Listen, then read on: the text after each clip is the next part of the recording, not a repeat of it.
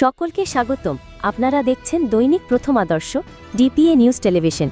প্রথমে দেখে আসি আজকের শিরোনামগুলো। সিলেটে নতুন করে 4 জনের করোনা শনাক্ত, মোট আক্রান্ত 6 জন। হাসিনার বিরুদ্ধে আদালত অবমাননা মামলা নিয়ে যা বললেন প্রসিকিউটর। মেয়র হিসেবে শপথের দাবিতে ইশরাক সমর্থকদের আন্দোলন চলছেই। সিলেটে নতুন করে 4 জনের করোনা শনাক্ত, মোট আক্রান্ত 6 জন। বিস্তারিত দেখুন। সিলেটে গত 24 ঘণ্টায় নতুন করে আরও 4 জনের করোনা শনাক্ত হয়েছে। এই নিয়ে বর্তমানে মোট 6 জন আক্রান্ত হয়ে বিভিন্ন হাসপাতালে চিকিৎসাধীন রয়েছেন। বিষয়টি নিশ্চিত করেছেন সিলেট বিভাগীয় স্বাস্থ্য পরিচালক ডাক্তার আনিসুর রহমান। তিনি জানান, গত 24 ঘণ্টায় মোট 19 জনের নমুনা পরীক্ষা করা হয়, যার মধ্যে 4 জনের রিপোর্ট পজিটিভ এসেছে। আক্রান্তদের মধ্যে 3 জন শহীদ ডক্টর শামসুদ্দিন আহমেদ হাসপাতালে, একজন নর্থ ইস্ট মেডিকেল কলেজ হাসপাতালে, একজন রাগিব রাবেয়া মেডিকেল কলেজ হাসপাতালে এবং একজন সীমান্তিক হাসপাতালে চিকিৎসাধীন রয়েছেন। স্বাস্থ্য বিভাগ সবাইকে মাস্ক ব্যবহার, শারীরিক দূরত্ব বজায় রাখা এবং অন্যান্য স্বাস্থ্যবিধি মেনে চলার আহ্বান জানিয়েছে। জনস্বার্থে সতর্কতা অবলম্বন ও সচেতনতা বৃদ্ধির উপর গুরুত্বারোপ করা হয়েছে। হাসিনার বিরুদ্ধে আদালত অবমাননা মামলা নিয়ে যা বললেন প্রসিকিউটর। বিস্তারিত দেখুন।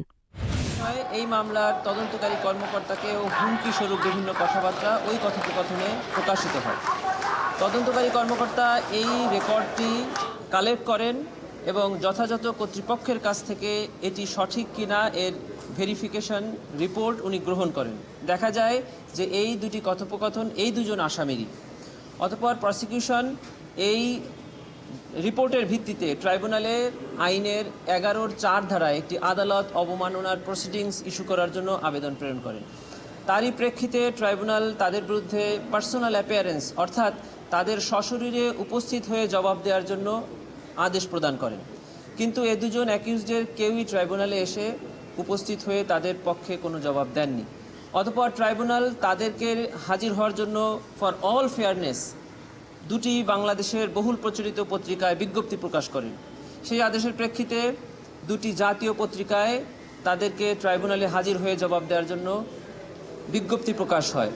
আজকে এই বিজ্ঞপ্তি প্রকাশের পরে ফার্দার হিয়ারিং এবং আদেশের জন্য দিন ধার্য ছিল। এরপরেও এই দুজন অ্যাকিউজড কেউই ট্রাইব্যুনালে উপস্থিত হননি।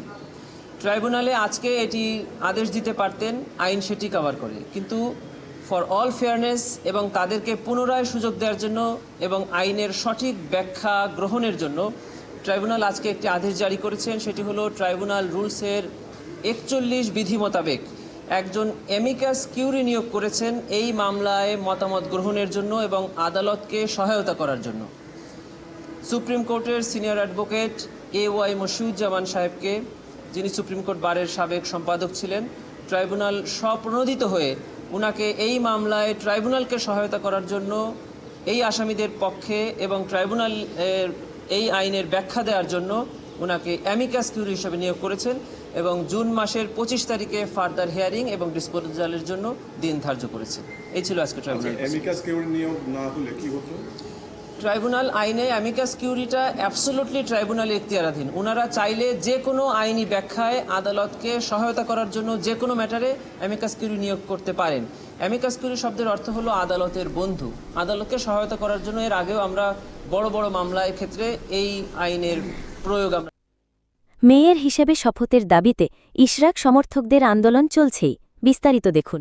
মূলত ঢাকাবাসী এবং জাতীয়তাবাদী শ্রমিক ইউনিয়ন দুই ব্যানারে ইশরাক হোসেনের সমর্থকরা সকাল থেকেই তারা কিন্তু নগর ভবনের সামনে এসে মিছিল নিয়ে জড়ো হয়ে তারা কিন্তু অবস্থান কর্মসূচি পালন করছেন এবং এটি আমরা দেখছি ঈদের পর দ্বিতীয় ধাপে আজকে 5ম দিন চলছে এবং এই প্রতিটি দিনের যে গণ অবস্থান কর্মসূচি, সেই অবস্থান কর্মসূচিতে ইশরাক হোসেন তিনি কিছুক্ষণ পর আসবেন এবং এই আসার আগ মুহূর্তে যে গণ অবস্থান কর্মসূচি সেটি প্রতীকী অর্থে তারা ব্যবহার করছেন। সেই প্রতীকী অর্থে যখন ব্যবহার বা এই গণ অবস্থান চলছে সেই সময় নগর ভবনের এবং পুরো দিনব্যাপী অর্থাৎ গত 1 মাসেরও বেশি হয়েছে নগর ভবনের কোনো ধরনের কার্যক্রম কিন্তু আসলে চলছে না, সব কিছু একেবারে বন্ধ। তবে একই সময়ে নগরীর যে ওয়ার্ডগুলো রয়েছে অর্থাৎ 70টি ওয়ার্ড, সেই প্রতিটি ওয়ার্ডে কিন্তু যারা কর্মকর্তা কর্মচারী রয়েছেন, বিশেষ করে ওয়ার্ডের সচিব, ইন্সপেক্টর থেকে শুরু করে সবাই কিন্তু আসলে তাদের কার্যক্রম চালিয়ে যাচ্ছেন। সেই কার্যক্রমের মধ্যে জরুরি যে সেবাগুলো রয়েছে, বিশেষ করে জন্ম নিবন্ধন, মৃত্যু নিবন্ধন এবং ওয়ারিশ সনদ, এই কার্যক্রমগুলো চলছে। একই সাথে চলছে বর্জ্য ব্যবস্থাপনা ইউনিটের যে কার্যক্রম সেটি চলছে, এবং মশক নিধনের কার্যক্রম, ইপিআই টিকাদান কার্যক্রম, এই কার্যক্রম অর্থাৎ জরুরি সেবা, সেই কার্যক্রমগুলো চালিয়ে যাওয়ার ঘোষণা কিন্তু ইশরাক হোসেন প্রতিদিনই তার বক্তব্যে দিয়ে যাচ্ছেন। তবে একই সাথে তার গণঅবস্থান কর্মসূচি সেটিও চলছে, অর্থাৎ দুটি কার্যক্রম পাশাপাশি, একদিকে গণঅবস্থান কর্মসূচি, অন্যদিকে এই জরুরি সেবা কার্যক্রম দুটি তিনি চালিয়ে যাবেন। তবে এর পাশাপাশি তিনি যেটি বলছেন যে স্থানীয় সরকার আইন এবং সিটি কর্পোরেশন আইন অনুযায়ী তিনি আসলে দায়িত্ব গ্রহণ করবেন তখনই যখন এই আইন অনুযায়ী শপথ গ্রহণ করা হবে, ঠিক এরপরেই দায়িত্ব গ্রহণ করবেন। এর আগে তিনি দায়িত্ব গ্রহণ করবেন না। কিন্তু এর ফাঁকে কোনো কার্যক্রম অর্থাৎ সেবা কার্যক্রম যেন বন্ধ না থাকে, সেই বিষয়ে তিনি কিন্তু নির্দেশনা এবং পরামর্শ প্রতিদিনই দিয়ে যাচ্ছেন।